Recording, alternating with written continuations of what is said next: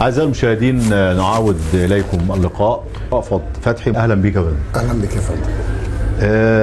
حضرتك يعني المجتمع المدني ده فعلا شيء مهم جدا، وإن إحنا النهارده في هذه الاحتفالية بنتناول فيها العديد من يعني الأشياء اللي هي بتهم المجتمع وبتهم أهالينا المصريين.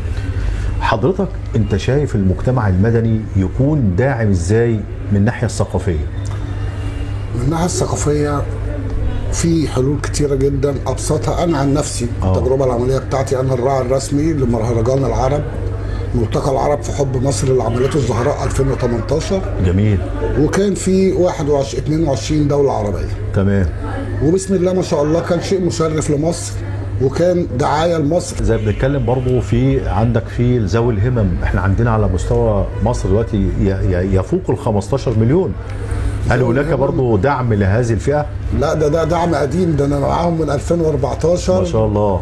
اصحابي دولت كلهم وموجوده الداتا على الميديا كلها. بسم الله ما شاء الله. اخر تكريم انا خدته كان في كليه الدراسات والعلوم التكنولوجيه.